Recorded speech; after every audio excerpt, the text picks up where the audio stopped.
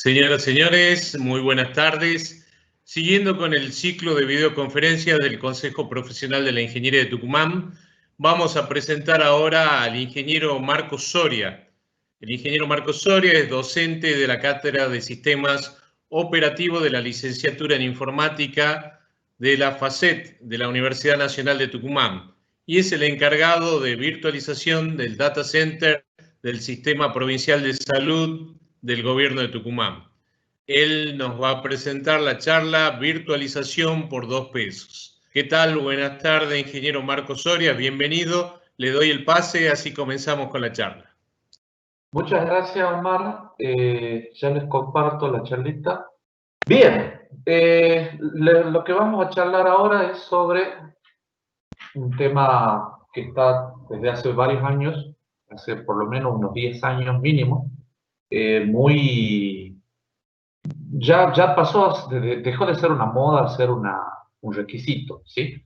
Que es la virtualización. Nos vamos a focalizar en un aspecto de la virtualización. Vamos a charlar un poquito qué es la virtualización, qué se puede virtualizar. Y el título de la charla dice por 2 pesos. En realidad puede ser por casi nada, o mejor dicho, por 2 pesos es una manera de decirlo, ¿sí? La idea es que vamos a charlar sobre una herramienta de virtualización muy útil y que tiene poca difusión quizá en lo que es el mercado latinoamericano, pero que tiene mucha aceptación ya digamos, en el mercado en general, ¿sí? En el mercado de la que es la virtualización y la consolidación de servidores. Bueno, lo que les decía, los temas que vamos a charlar. Primero vamos a hablar un poquito de qué es la virtualización. Después vamos a hablar, nos vamos a focalizar en la herramienta que les comentaba que es Proxmox Virtual Environment. Y después vamos a comparar, ¿sí?, esta herramienta con otros productos que están actualmente en el mercado y en particular productos que están básicamente liderando el mercado. A pesar de que en cuestiones de virtualización hay un producto en particular que se podría decir que es el líder, pero porque, bueno, hace 40 o más años que están desarrollando la tecnología de virtualización. Sin embargo, las alternativas actuales de virtualización, la verdad que están haciéndose notar y bastante, ¿sí? Bueno, vamos a hablar un poquito de qué es la virtualización. Y por ahí, si buscamos una definición un poco más formal de qué es la virtualización, es la creación a través de software de un recurso tecnológico, ¿sí? Es decir, convertir un recurso tecnológico en algo virtual, pero a través de un software. ¿Y qué recursos tecnológicos se pueden virtualizar? Básicamente hardware, se puede virtualizar un sistema operativo, almacenamiento y una red también se puede virtualizar, ¿sí? Para entrar un poquito más en más detalle de qué se puede virtualizar, hablando de servidores, para eso se utilizan herramientas que se llaman hipervisores. El hipervisor es básicamente la herramienta que permite hacer la virtualización. En la definición dijimos que para hacer la versión virtual de un recurso tecnológico usaba un software. Y el hipervisor es ese software casualmente. Tiene 2 versiones. El hipervisor puede ser de tipo hosted o tipo bare metal. Ya vamos a charlar un poquito más sobre eso. El almacenamiento. Básicamente hay 2 maneras de virtualizar el almacenamiento. Una manera es a través de NAS y otra a través de SAN, ¿sí? La diferencia básicamente entre estos 2 modelos de virtualización de almacenamiento es básicamente la escalabilidad, ¿sí? La SAN, el área de almacenamiento, SAN significa Storage Area Network, ¿sí? Esa es una traducción más o menos literal, sería una red de almacenamiento, ¿sí? Básicamente permite escalar, es decir, que en la medida que se requiere más almacenamiento disponible, la SAN permite hacer eso, ¿sí? Un NAS apunta a virtualizar almacenamiento, más que nada a armar arreglos de discos, ¿sí?, para crear un volumen de almacenamiento más grande y ponerlo en disponibilidad en una red también, ¿sí? Básicamente ambos modelos de virtualización de almacenamiento apuntan a eso, a almacenamiento compartido a través de una red. ¿Qué más se puede virtualizar? Redes, ¿sí? Y ahí tenemos estos tres modelos que son los básicos, ¿sí? A partir de ahí hay todo un mundo, ¿sí? Quizás lo primero que se virtualizó fueron las VLANs, ¿sí? O el primer modelo de virtualización de redes son las VLANs, ¿sí? Las Virtual Area Local Area Network. Básicamente las VLANs lo que permiten es dividir el dominio de broadcast dentro de una red, ¿sí? Y permitir que, pues, por ejemplo, un dispositivo como un switch maneje más de una red, ¿sí? Y separar el dominio de broadcast entre esas redes. ¿Qué significa separar el dominio de broadcast? Básicamente que entre las redes que están virtualizadas no se ven entre ellas, ¿sí? A ver, físicamente no se ven o se podrían ver solo a través de un ruteo, pero eso ya es otro tema, ¿sí? El otro modelo, el Software Defined Network, el SDN, es un modelo que cada vez tiene más auge, ¿sí? Cada vez está más en uso, y básicamente es al modelo tradicional de networking, a una infraestructura tradicional de networking, desacoplarla en dos planos distintos. Un plano sería el plano de control, que es todo lo que corresponde al software que maneja la red, el software para administrar la red, ¿sí? Y el otro plano sería el plano de datos, que corresponde ya a la arquitectura de hardware de la red, ¿sí? ¿Qué beneficios tiene esto? ¿O qué utilidad o cuál es el avance, cuál es la novedad de esto? Se puede centralizar la administración de la red con este software, con esta capa de software, independientemente de qué hardware tenga subyacente, ¿sí? Es decir, yo puedo hacer crecer mi red, el hardware de la red, y administrarlo siempre desde un único punto, ¿sí? Esa es la gran ventaja que tiene este modelo. Y después tenemos otro modelo, el NFV, el Network Functions Virtualization, y lo interesante de esto es que a veces se confunde con el modelo SDN, sin embargo son dos modelos distintos que apuntan a cosas distintas, pero que son complementarios. El NFV es un modelo que permite trasladar funciones de red entre dispositivos. Por ejemplo, que no necesariamente la función de ruteo dentro de una red esté centralizada en un router, en un dispositivo físico, router, sino que esas funciones de routing también pueden ser trasladadas a otros dispositivos, como por ejemplo un servidor, ¿sí? Y que ese servidor incluso puede ser un servidor virtual, en donde ahí ya entramos al concepto de appliance, ¿sí? ¿Qué más podemos virtualizar? Aplicaciones, ¿sí? El modelo más básico y quizá el que más difundido está, a pesar de que a veces no sabemos o no nos damos cuenta que estamos trabajando con aplicaciones virtuales, es el modelo Software as a Service. Típicamente, un ejemplo típico de Software as a Service es Dropbox, por ejemplo, ¿sí? Qué sé yo, otra aplicación típica puede ser el webmail, ¿sí? Todo lo que sea software, por ejemplo, el Office Web, etcétera, etcétera, todo lo que sea software que no está instalado en nuestro PC, pero de cualquier manera tenemos acceso, por ejemplo, a través de un browser, ¿sí? ¿Qué más? Se puede virtualizar escritorios también, ¿sí? El modelo básico de escritorios virtuales se llama RDS, ¿sí? Remote Desktop Services, y ahí tenemos una serie de herramientas, como por ejemplo de la que se habló en una de las charlas del otro día, que es el Citrix Workspace, ¿sí? ¿Qué es básicamente un escritorio virtual? Es brindarle la posibilidad a un usuario, a un operador, de poder acceder a un escritorio de trabajo, ¿sí? Un escritorio como por ejemplo el de Microsoft Windows, en una PC que no es la suya, ¿sí? Es decir, a través de un dispositivo que puede ser un móvil, puede ser una laptop, puede ser una PC, se accede a una máquina virtual a través de un escritorio virtual. Y la operatividad de esa máquina es prácticamente como si estuviésemos sentados físicamente en esa máquina, ¿sí? Bien, ¿cuáles son los tipos de virtualización que existen? El modelo quizá más básico que surgió de virtualización es la emulación, ¿sí? La emulación básicamente plantea simular el hardware completo, tanto el procesador como la memoria, el base de datos, etcétera, etcétera, ¿sí?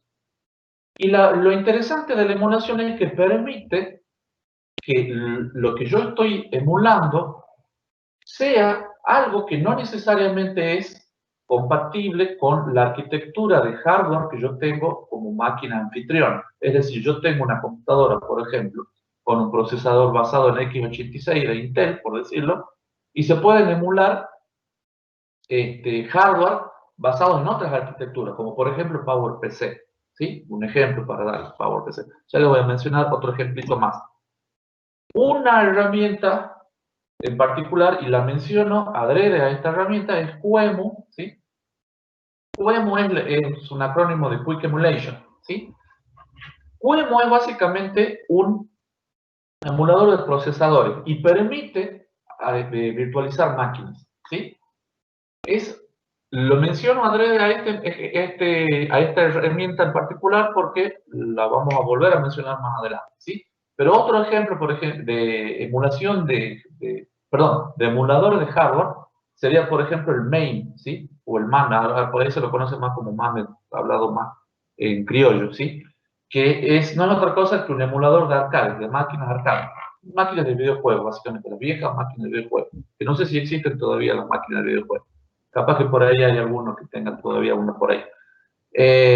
Por ejemplo, el MAME emula máquinas basadas, digamos, algunos de los juegos corrían, por ejemplo, en arquitecturas basadas en el procesador Z80 de Silo, ¿sí? Procesador que se dejó de fabricar hace más de 20 años ya, más o menos. Eso es lo que tiene de interesante la emulación, ¿sí? Que puede rescatar incluso máquinas que ya no se fabrican, ¿sí? Eso es lo que tiene interesante la emulación. Después tenemos la emulación completa, que es una evolución de la emulación.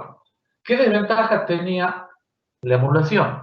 La emulación tiene como desventaja básicamente que el rendimiento es bajo. ¿Por qué? Porque se consumen ciclos de CPU de la máquina anfitriona para emular el procesador virtual, ¿sí? ¿Qué pasa con la emulación completa? Con la emulación completa yo a mi máquina virtual la hago trabajar directamente sobre el CPU físico, ¿sí? Es decir, que tanto la máquina anfitriona, la máquina que aloja la máquina virtual, como la máquina virtual comparten el procesador, ¿sí? ¿Qué pasa con estas máquinas cuando hacemos virtualización completa? Un sistema operativo tiene lo que se llaman las instrucciones sensibles. ¿Qué son las instrucciones sensibles? Básicamente aquellas que tienen privilegios de acceder al hardware, ¿sí?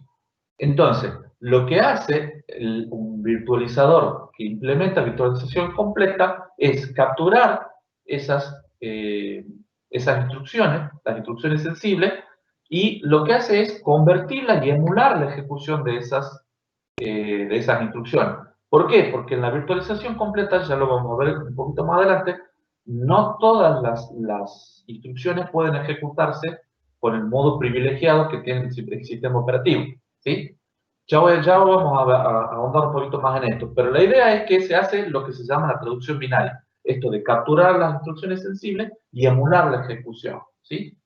Obviamente tiene mucho mejor rendimiento que la emulación. ¿Por qué? Porque toda esta ejecución se hace sobre el procesador físico, ¿sí? Y no se consumen ciclos extra, ¿sí? Directamente lo que tiene que ejecutar la máquina virtual lo ejecuta sobre el procesador físico, salvo las instrucciones sensibles, que esas sí las ejecuta el hipervisor, ¿sí? ¿Qué más? ¿Qué otra forma de virtualización tenemos? La paravirtualización. Si bien con la virtualización completa se gana bastante rendimiento, todavía todavía hay que hacer algo en el medio, es decir, el hipervisor, al hacer la conversión binaria, la traducción binaria de las instrucciones sensibles, todavía consume un tiempo un tiempo de CPU extra, por decirlo así, ¿sí?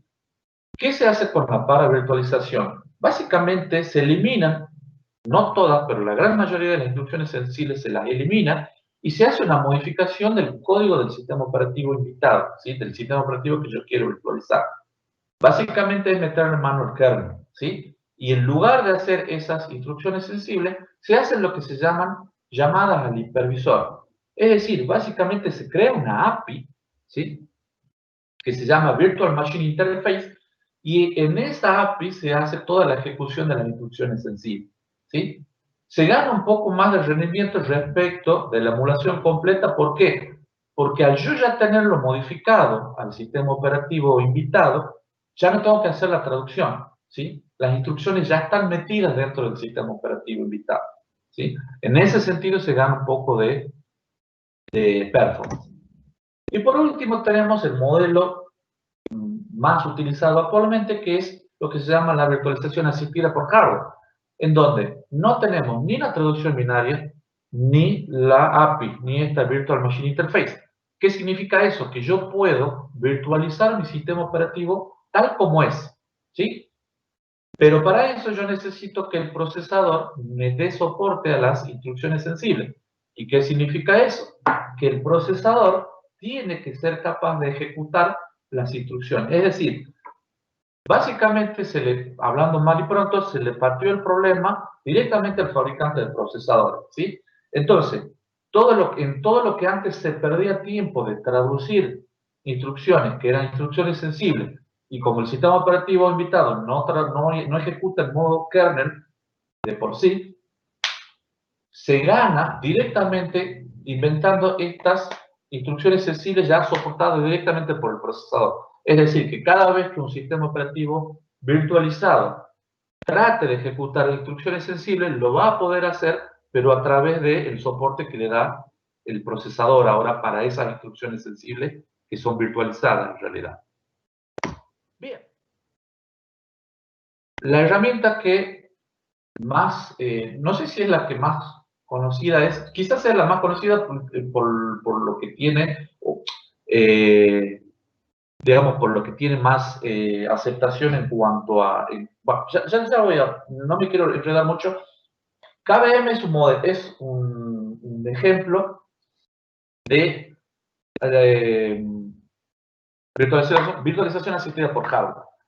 KVM es básicamente un módulo del kernel Linux, ¿sí? Y ese módulo le permite a un kernel Linux trabajar como hipervisor, ¿sí? Es decir, que ya no es un hipervisor puro como se hacían antes, ¿sí? Sino que ahora yo tomo un kernel que ya está recontraprobado, recontraestable como el kernel de Linux, y le agrego solo un módulo, que es este KVM, que me da toda la funcionalidad de hipervisor, ¿sí?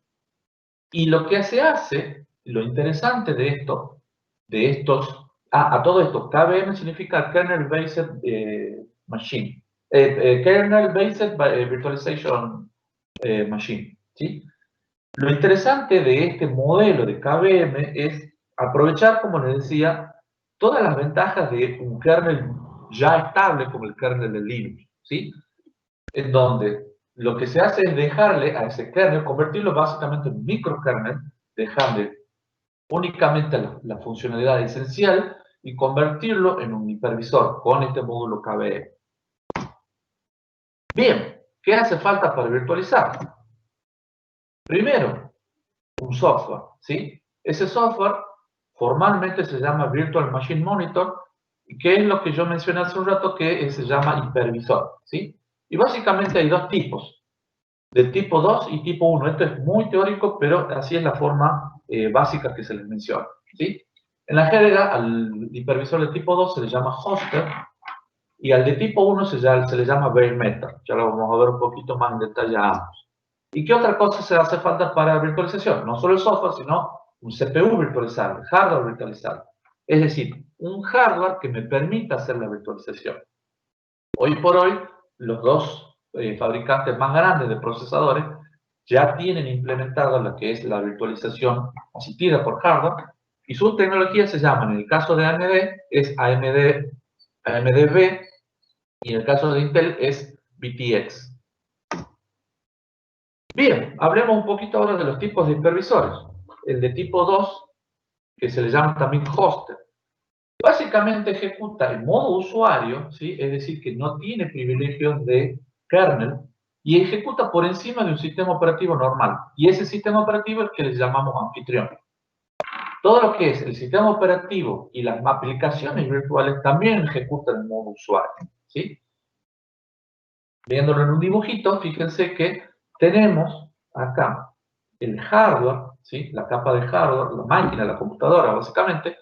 Sobre ese hardware tenemos corriendo el sistema operativo anfitrión, que puede ser, por ejemplo, un Linux, un Ubuntu, por ejemplo, o un Windows, ¿sí?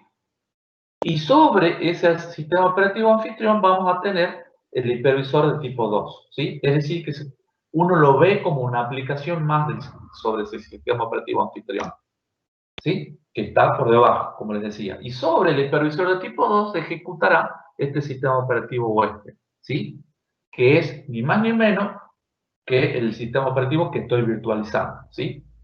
Ese sistema operativo a su vez tendrá sus aplicaciones corriendo por encima de eso.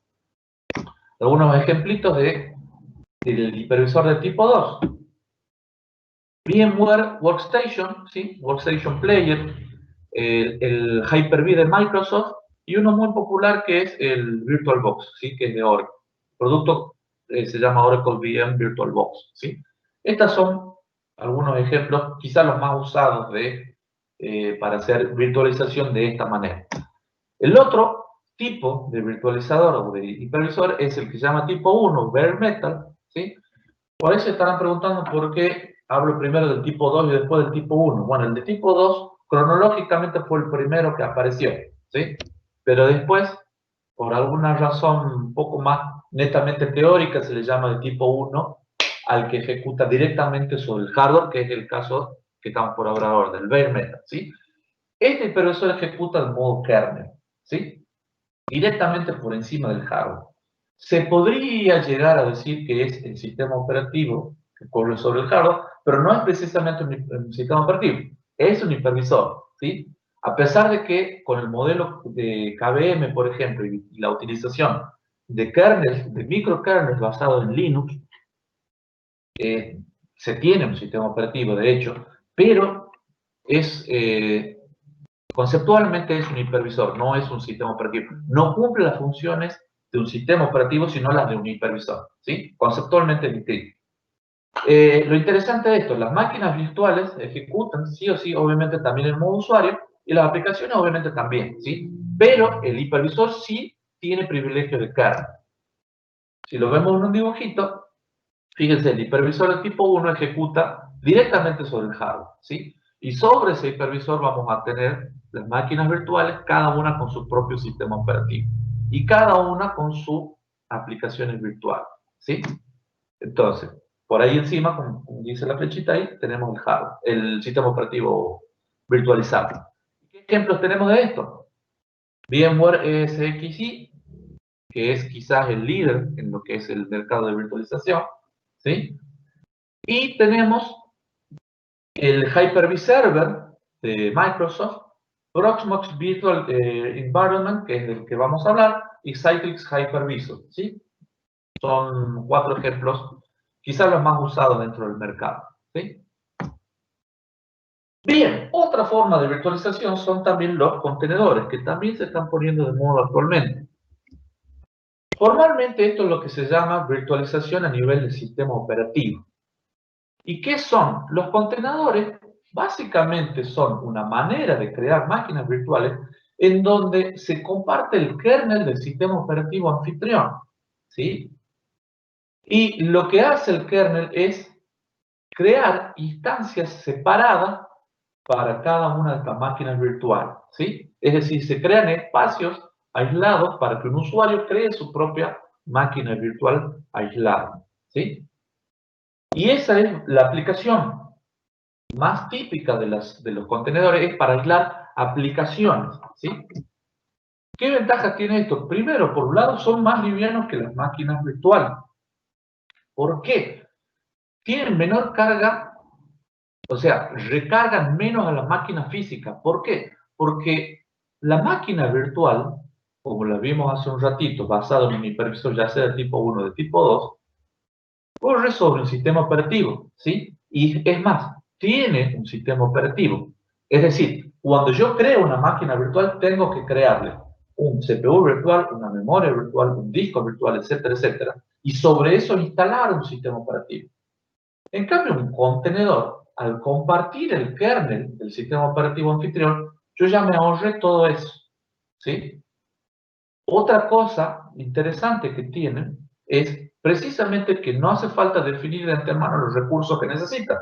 ¿Por qué? Porque comparte absolutamente todos los recursos de la máquina anfitriona, ¿sí? No solo el kernel, sino también el hardware. Es decir, que comparte todos los cores del CPU, toda la memoria. Ojo, que la comparte no necesariamente significa que la va a usar todo, ¿sí? Se puede, de hecho, lo correcto es determinar qué cantidad de esos recursos va a utilizar. Pero lo que las hace más livianas casualmente es que ya no tengo que instalar un sistema operativo aparte porque el sistema operativo ya lo tengo, ¿sí? Pero la gran desventaja que tiene, obviamente, que no puedo virtualizar el sistema operativo diferentes del anfitrión. Es decir, si mi máquina anfitriona está basada en un kernel Linux, es un Linux, solo voy a poder virtualizar a nivel de sistema operativo Linux, ¿sí? Y obviamente las aplicaciones que van a poder correr van a ser sí o sí aplicaciones basadas en Linux. Bien, un dibujito sobre contenedores. Tenemos el hardware, ¿sí? Tenemos un sistema operativo anfitrión, y ojo al piojo, lo que vamos a hablar un poquito más adelante es que no necesariamente hay un sistema operativo anfitrión, también puede ser un hipervisor, que ya lo vamos a ver enseguida, ¿sí? Y los contenedores van a ejecutar sobre ese sistema operativo anfitrión, y a partir de ahí van a ir creando, ¿sí?, las distintas instancias de estas aisladas que van a permitir aislar las aplicaciones. Ejemplo de esto, Docker Engine, quizá el producto más utilizado, ¿sí? Docker es un producto basado en Linux. Después tenemos otro modelo de contenedores que es el LXC, que es el soportado por Proxmox, ya vamos a charlar un poquito sobre eso. Y OpenBZ también es otro modelo. Docker ya hizo una implementación para correr sobre Windows, ¿sí? Pero es por ahí una cuestión medio rara, porque a fin de cuentas lo que hace es crear una máquina virtual Linux y hace una conversión ahí de librería. Es una cosa medio extraña. No es un contenedor puro, pero bueno. Y otro detalle interesante, Hyper-V de Microsoft, en realidad, cuando uno crea una máquina virtual basada en Windows con Hyper-V, la máquina esa en realidad se comporta como si fuese un contenedor. Está más cerca de ser un contenedor que una máquina virtual, ¿sí? Bien, ahora vamos a hablar de Proxmox, ¿sí?, que es este hipervisor de 2 P's. ¿Qué características tiene este Proxmox, este hipervisor? Bueno, quizá por ahí algunos de los conceptos que vamos a ir charlando suenan medio de vendedor, pero es importante resaltarlo tal como ellos mismos lo describen, ¿sí? Proxmox permite virtualizar servidores Linux y Windows tanto de 32 como de 64 bits, ¿sí? Tiene soporte completo para tecnologías de virtualización de Intel y de AMD, es decir, que da soporte a virtualización asistida por hardware, ¿sí? Y algo muy interesante, que tiene una capa de administración que permite monitorear los data centers que definimos por software, ¿sí? Ya vamos a hablar un poquito de esa capa de administración. La plataforma es completamente código abierto, es decir, que se lo puede modificar si es que se desea, ¿sí? Ese código tiene un repositorio completo de Git, ¿sí?, completísimo. La licencia es GNU. También tiene un soporte cooperativo de la comunidad que lo desarrolla, ¿sí? Y lo que lo hace más interesante es la documentación, ¿sí? La cantidad de documentación, de tutoriales, de how-to que tiene Proxmox, la verdad que es impresionante, es muy grande, ¿sí? Casi tan grande como, no sé, como comunidades como lo que es Stack Overflow, etcétera, etcétera, ¿sí? La verdad que en ese sentido es muy interesante este producto.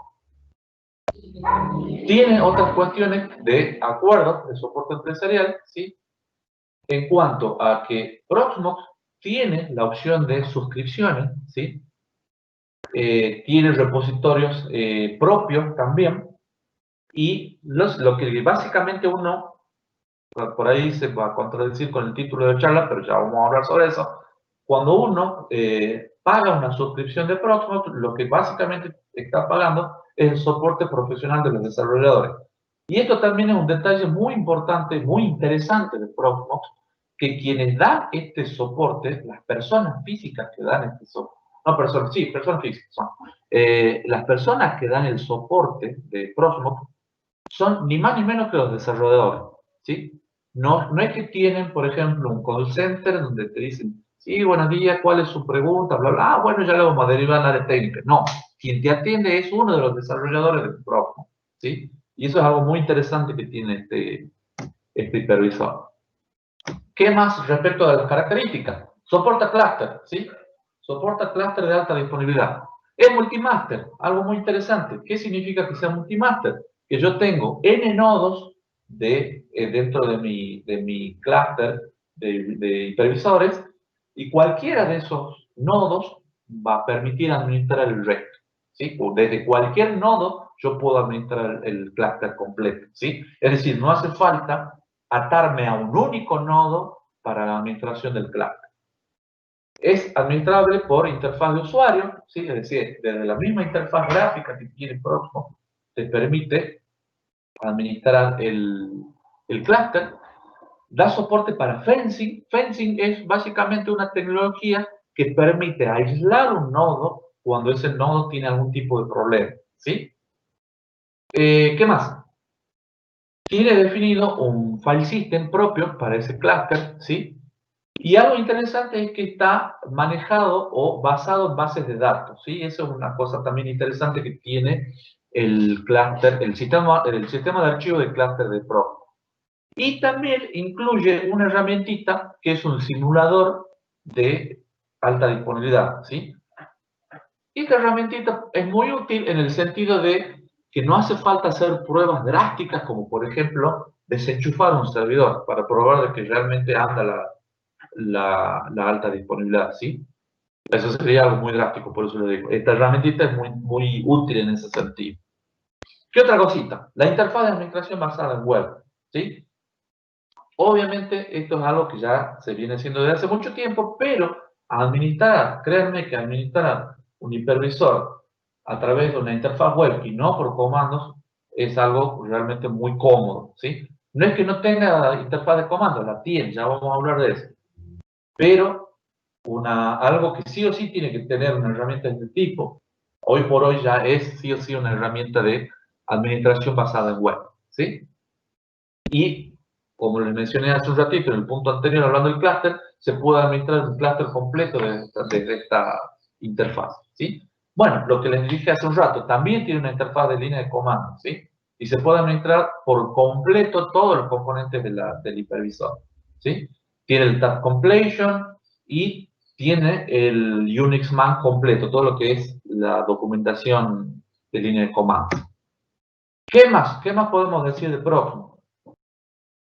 Da soporte a almacenamiento definido por software, ¿sí? De manera local se pueden definir volúmenes tipo ZFS, LVM y LVM Theme, ¿sí? Y algo muy interesante que da soporte desde la versión 4, si no me equivoco. Actualmente la versión de Proxmox es la 6, y desde la versión 4 de la 3, no me acuerdo exactamente, da soporte también para almacenamiento compartido, ya sea por Fibre Channel, por eSCSI o por NFS, ¿sí?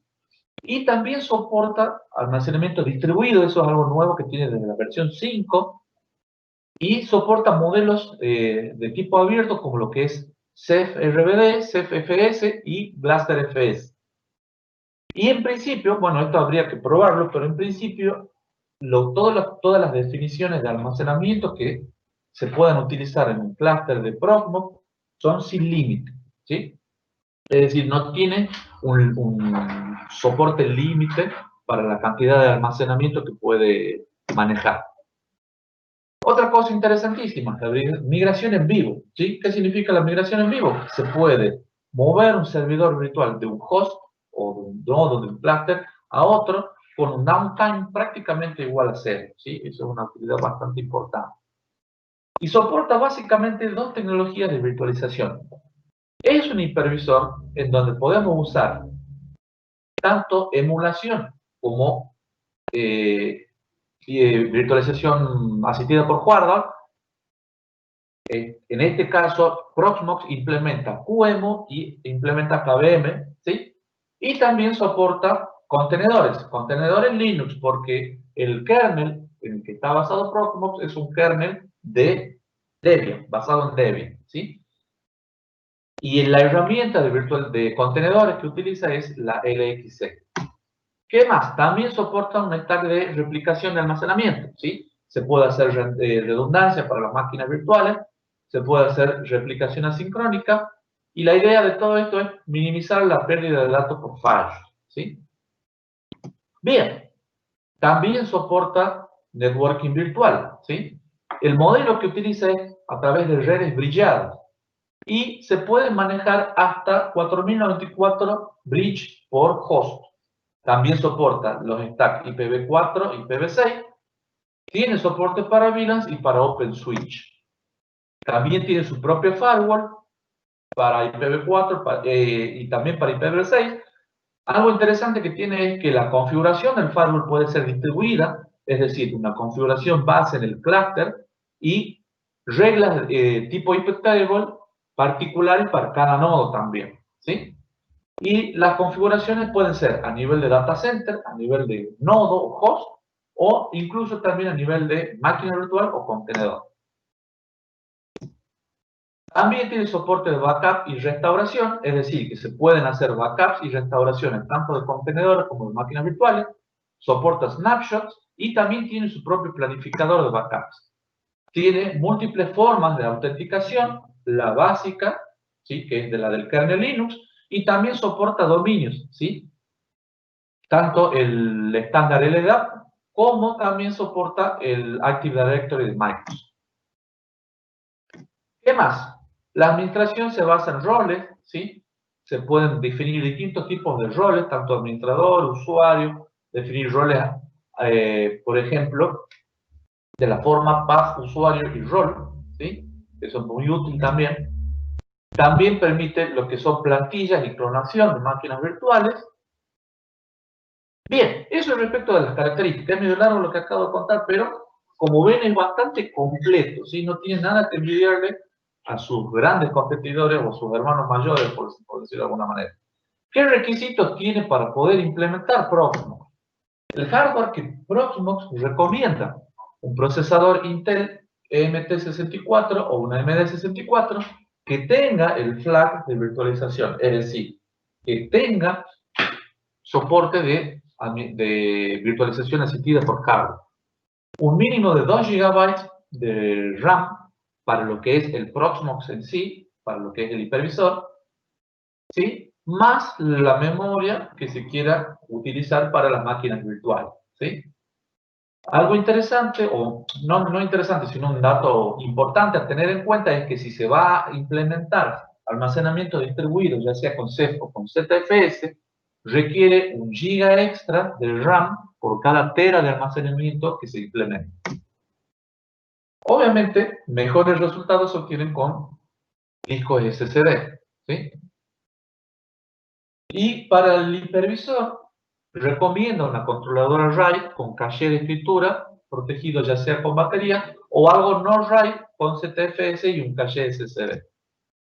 Y para las máquinas virtuales, puede ser con almacenamiento local, con un controlador RAID, también con protección de escritura, protección de caché de, perdón, con caché de escritura protegido con batería o con ZF si es que no se tiene una controladora RAID, ¿sí? Respecto del networking, recomienda placas gigabits redundantes, ¿sí? Y placas adicionales ya dependiendo de la manera en que se va a implementar, por ejemplo, el almacenamiento compartido, ¿sí? En caso de que se utilice, por ejemplo, un iSCSI o un NFS, recomienda placas de 10 gigabits o superior. Sin embargo, algo muy interesante que tiene Proxmox es que es tan versátil y tan dócil, por decirlo de alguna manera. Fíjense los requisitos que dice Proxmox que para poder evaluarlo tiene. El mismo procesador también pide el procesador con la tecnología de virtualización asistida por hardware, un motherboard compatible con esa tecnología, es decir, un motherboard, ese motherboard puede ser un motherboard común y corriente, es decir, un motherboard de una PC de escritorio común y corriente. Un mínimo de 1 GB de RAM, con 1 GB de RAM Proxmox ya anda, ¿sí? Al menos un disco rígido, ¿sí? Una placa de red, sin importar la velocidad. Bien, los precios de la suscripción. Y ustedes se estarán preguntando, che, pero ¿qué no era que esto era virtualizar por 2 pesos? Bueno, fíjense, la suscripción tiene una suscripción básica que se llama Community, que es de alrededor de un poco menos de 80 euros, perdón, por año y por socket, ¿sí? Y ahí va definiendo todas las ventajas o todas las cosas que te incluyen esta suscripción, ¿sí? Tiene una suscripción premium, mucho más cara, por supuesto, de hecho 10 veces más cara, cerca de 800 euros por año y por socket, ¿sí? Ya vamos a ver ahora cuando lo comparemos con otros productos que esta suscripción, si se quiere pagar la suscripción, porque ese es el tema también, son mucho más baratos. Lo interesante de Proxmox es que uno lo instala gratis, lo usa gratis, ¿sí? Si se quiere pagar la suscripción, bien. Si no, ellos te dejan que vos lo uses gratis, ¿sí? Por eso decíamos virtualización por 2 pesos. Vamos a compararlo ahora con otros productos. Primero lo vamos a comparar con el hipervisor de Citrix, que antes se llamaba ZenServer, y en la época de ZenServer hubo versiones que eran gratuitas de ZenServer, ¿sí? Hoy por hoy, Citrix Hypervisor creció tanto, tuvo tan buena aceptación en su momento, que directamente pasaron a un producto pago, ¿sí? A ver, es un producto bastante bien desarrollado y tiene sus grandes ventajas, ¿sí? Las prestaciones son similares a Proxmox, básicamente tiene lo mismo que Proxmox, ¿sí? Algo interesante que en lo que fue pionero Citrix respecto de Proxmox fue en el soporte para GPUs. La versión 6 de Proxmox ya da soporte, la 6.1 si no me equivoco, da soporte a GPU, ¿sí? Tanto las tecnologías de NVIDIA como las de AMD y también las de Intel, ¿sí? Eso es un dato no menor, ¿sí? Si se quieren usar GPU como complemento de la virtualización, ¿sí? También da soporte para aplicaciones y escritorios virtuales, algo que no lo da Proxmox, ¿sí? Proxmox no tiene implementada este tipo de tecnología, ¿sí? Y la administración se hace con un cliente para Windows. Y esto yo personalmente lo considero una desventaja, ¿sí? ¿Por qué? Porque se depende de una aplicación para hacer la administración del hipervisor, ¿sí? Y por si fuera poco, esa aplicación es para Windows, ¿sí? Por ahí eso puede llegar a representar una desventaja. Otro producto con el que lo vamos a comparar a Proxmox, el VMware vSphere Essential Plus Kit, que es un conjunto de productos en realidad, ¿sí? Lo que mencioné hace un rato es el producto líder del mercado desde hace 40 años y hace un poco más de 40 años en realidad, ¿sí? Obviamente tiene las prestaciones en general las mismas que el Proxmox, ¿sí? No tiene firewall, algo interesante, o mejor dicho, a tener en cuenta a la hora de implementar, si se quiere, Proxmox tiene un firewall, ¿sí? Por supuesto que va a depender de de la forma en que se plantea la solución de infraestructura, ¿no? Por ahí a veces los firewalls se los implementa a través de un appliance o de un dispositivo por separado, ¿sí? Y todo lo que es aplicaciones virtuales, escritorio virtual, data center y clouding, todo eso son productos separados en lo que es la gama de VMware. Es decir, que si yo quiero a mi hipervisor sumarle aplicaciones virtuales, hay que ponerse, ¿sí? Hay que pagar un extra, hay que pagar un producto extra. ¿Quiere implementar escritorios virtuales? Gastar en un producto extra. ¿Quiere implementar clouding? Gastar en un producto extra, ¿sí? La administración de VMware se hace a través de un appliance virtual. ¿Qué significa esto? Y por ahí suena como el huevo y la gallina. ¿Por qué? Porque para yo administrar una solución de vSphere, defino una máquina virtual donde ahí está la aplicación que me permite hacer la administración. Lo curioso es que a esa máquina se la accede a través de una interfaz web, ¿sí? Pero hay que tener esa interfaz. Y esa interfaz es pagada, es un producto aparte también, ¿sí? Y una cuestión que, si lo comparamos a Proxmox con VMware, una gran contra que tiene VMware es que trabaja con compatibilidad de hardware basada en listas. ¿Qué significa eso? Que VMware te dice con qué hardware es compatible y con qué hardware no.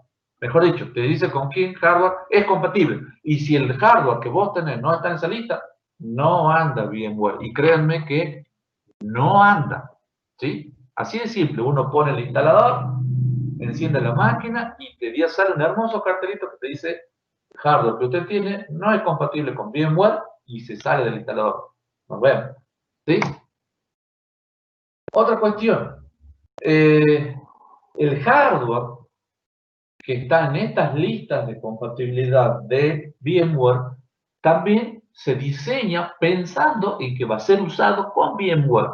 ¿Sí? Tanto servidores como storage. Es decir, hay varios fabricantes de hardware, no sé si estará permitido decir bueno, ya dije la marca VMware, qué sé yo, por ejemplo, lo que es Dell, lo que es IBM, en particular Dell, diseñan servidores específicamente para ser utilizados con VMware, ¿sí? Y storage también, específicamente diseñados para ser utilizados con VMware. Ahora, las licencias por un año y por socket, comparando los tres productos. Proxmox tiene su licencia Community, ¿sí? Fíjense que Proxmox tiene una gama de suscripciones, no licencias, suscripciones, ¿sí? En cambio, Citrix y VMware tienen dos tipos de licencia. La estándar en Citrix o la básica en VMware. Fíjense los costos. La estándar de Citrix se compara con la premium, con la suscripción premium de Proxmox, ¿sí? Y fíjense lo que cuesta la suscripción básica de VMware, ¿sí? Es más de 5 veces, casi 6 veces, a ver, más de 6, 7 veces, 8 veces, a ver, 8 veces, a ver, no, sí dije bien, 6 veces. Bueno, no importa, estoy mal con la matemática hoy día. Muchísimo más caro, ¿sí? Y fíjense que la diferencia, lo más loco que la diferencia entre la básica y la más cara de las suscripciones, de las licencias, perdón, de VMware, no hay mucha diferencia. A ver, para nosotros la diferencia es en dólares, es una burrada, pero para el que maneja dólares y solo dólares, no es demasiada diferencia, ¿sí? Y fíjense que respecto de esto, Proxmox tiene la licencia Community, que son apenas 80 euros, ¿sí? Y además tiene la licencia Argentum, que yo la bauticé Argentum, que es 0 pesos, ¿sí? Es decir, lo queremos usar gratis, se lo puede usar gratis, ¿sí? Bueno, como ya me estoy quedando sin tiempo, básicamente esto es lo que les quería contar. Les voy a mostrar un Proxmox andando, ¿sí? Si me dan un minutito, les voy a mostrar un Proxmox andando. Y les voy a mostrar, básicamente lo que les quiero mostrar es esto de usarlo sin suscripción. ¿Qué contra, entre comillas, y bien entre comillas, qué contra tiene usarlo sin suscripción? ¿Sí? Y me estoy logueando, ya les muestro. Bien, ya estoy logueado y lo que voy a hacer ahora es compartir el escritorio remoto. Bien, fíjense, ahí está el Proxmox, ¿sí? Esta es la interfaz, justo ahí está seleccionada una máquina virtual. Esta es la interfaz gráfica de la aplicación web, la administración web, perdón, de Proxmox, ¿sí? Yo me voy a desloguear para mostrarles cuál es la contra de usarlo sin suscripción, ¿sí? Me lo veo de nuevo, ¿sí? Pongo la contraseña, y la gran desventaja de usarlo sin suscripción es esto, ese cartelito que le dice, no tiene una suscripción. Si quiere suscribirse, entra a la página y no le va a salir más el cartelito, ¿sí? Básicamente es eso. Acá tenemos este Proxmox que están viendo ustedes, no es ni más ni menos que un servidor de virtualización que está físicamente alojado en la Dirección General de Emergencia, ¿sí? En el 107, que se le llama también. Acá tenemos dos servidores Windows virtualizados. Les voy a mostrar la consola, ¿dónde está? No la veo, acá está. Consola, ¿sí? Este es un Windows Server 2016, ¿sí? Y acá tenemos otro, que es un Windows Server 2012 R2, ¿sí? Que están virtualizados. Y como les digo, no se pagó un centavo, se instaló, se configuró, se virtualizaron las máquinas y está en producción desde hace, ya les digo, desde hace cuánto. Desde hace 22 días, ¿sí? Bueno, hace 22 días está en producción porque hubo un mantenimiento que hubo que apagarlo, ¿sí? Pero este servidor está trabajando más o menos desde noviembre del año pasado, si no me equivoco. Y por la módica suma de 0 pesos. ¿Sí? Bueno, a ver, volvamos a las diapositivas y vamos para acá.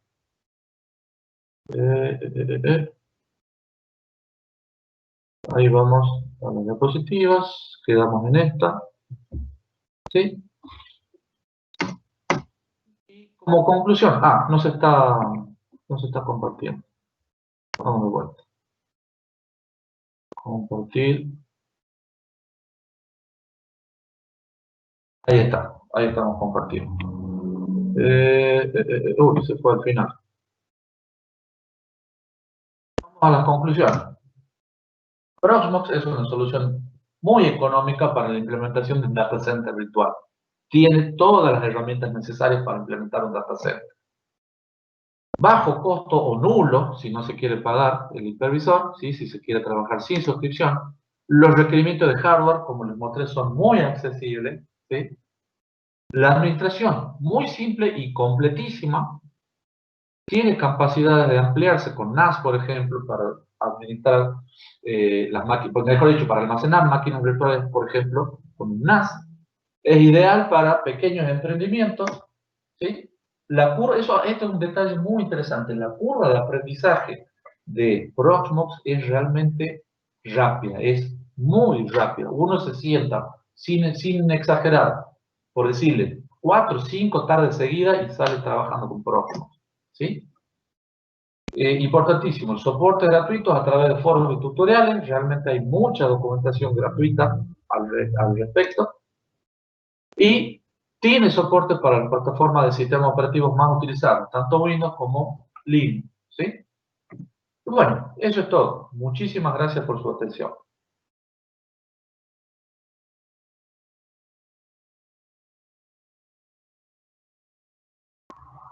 No se te escucha, Omar.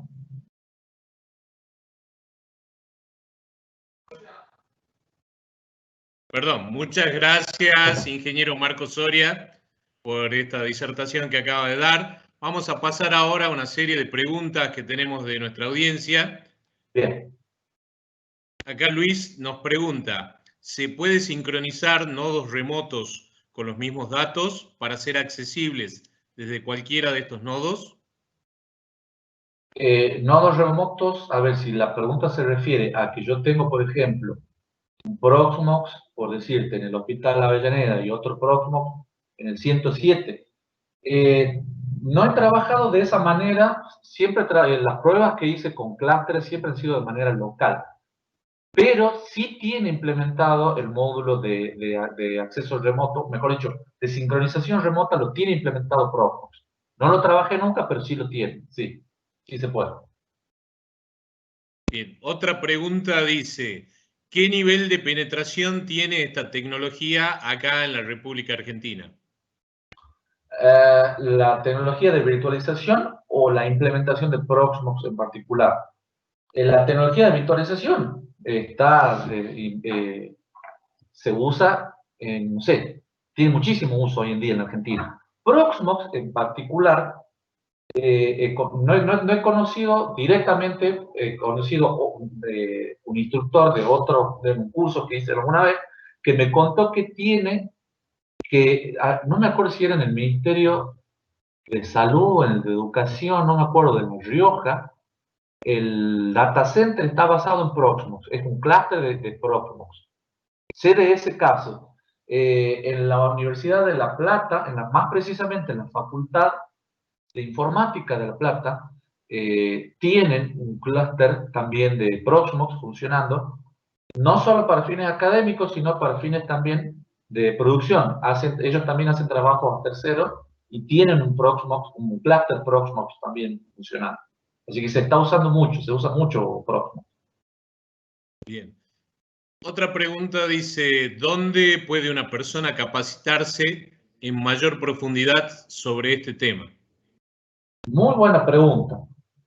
Acá en Tucumán, para hacer alguna, bueno, ahora está complicado hacer capacitaciones presenciales, pero acá en Tucumán no he visto nadie que se esté dedicando específicamente a Proxmox.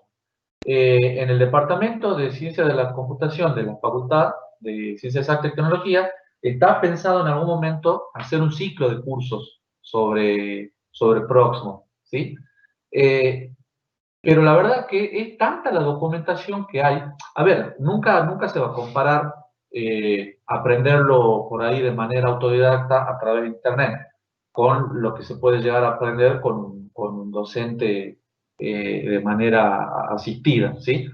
Pero hay mucha documentación en Internet, ¿sí? Hay mucha documentación. Hay un canal, ya les digo cómo se llama, bueno, no me acuerdo en este momento, pero hay un canal de un docente de España, muy interesante, que tiene, encima un ciclo cortito, son 5 videos de 10 minutos, una cosa así, donde abarca todos los temas posibles de Proxmox. Está muy bueno también.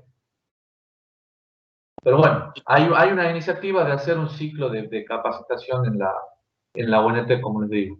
En algún momento se podrá implementar, esperemos. Perfecto, podríamos armar algo acá del Consejo Profesional de la Ingeniería también, Marco. Sí, Ya también, dejamos abierta seguro. la posibilidad. Sí, Otra pregunta dice, ¿los clústeres pueden ser hardware distinto? ¿Y un clúster puede tener discos de distinto tamaño? Sí. Esa es la gran ventaja que tiene Proxmox, esa flexibilidad y esa versatilidad que tiene, ¿sí? Los clústeres pueden ser tranquilamente hardware distintos con tecnologías de disco distintos, no hay ningún problema. Sí. Otra consulta dice, ¿todas las herramientas son open source? Sí, exacto. Todo el entorno Proxmox es open source, todo, completo. Lo que les mostré recién en del Proxmox que está implementado en el 107, no tiene suscripción, ¿sí? La única forma que ustedes se dan cuenta que no tiene suscripción es porque les sale el cartelito cuando se loguean. No, pero es open source completo, 100%. Y la última pregunta, que está relacionada justamente sobre el 107, Ajá. dice, ¿sobre qué hardware están trabajando los servidores del 107? Bien, ese servidor es, ya te digo, si no me equivoco, es un IBM. Sí, si no mal recuerdo, es un IBM. Acá lo tengo, justo lo tengo anotado acá. Es, es un servidor, pero no es un servidor viejo, ¿sí? Dentro de todo es un servidorcito muy viejo. Es un IBM, ¿sí? Es un IBM, un System X 3690, ¿sí? 3960, perdón. Es un servidor, tiene dos sockets, ya les muestro acá, lo tengo en el mismo hipervisor, lo pueden ver. Tiene dos CPU de 16 cores cada uno, tiene 16 GB de RAM, ¿sí? Es un servidor relativamente chico. Los procesadores sí están lindos porque tienen una buena cantidad de cores, pero son procesadores ya tienen su tiempo, ese servidor se adquirió en el año 2014, si no me equivoco, ya tiene su tiempito andando. Por ahí se dedicó ese hardware en particular por las características que tiene el sitio, ¿sí? un hardware robusto. Tiene, si no mal recuerdo, tiene 2 fuentes redundantes y tiene 2 placas de red, pero se está usando una solamente, ¿sí? Pero ese es básicamente el hardware. Es un servidor chico, pero es un servidor, ¿sí? Pero por las características de criticidad que tiene el sitio, por eso se aprovechó se aprovechó que se tenía ese hardware disponible en realidad. Eso. Perfecto. Muchísimas gracias, ingeniero Marcos Soria. Muy agradecido por esta charla que nos acaba de dar acá en el marco del ciclo de conferencias del Consejo Profesional de la Ingeniería de Tucumán. Y a la audiencia le decimos que los esperamos a horas 20 con nuestra charla de cierre a cargo del ingeniero Hernán Huergo, bisnieto de Luis Huergo, a quien debemos los festejos por estos 150 años de la ingeniería argentina. Muchas gracias a todos y los esperamos a las 20 horas. Muchas gracias, Omar, y gracias a toda la gente del COPIT.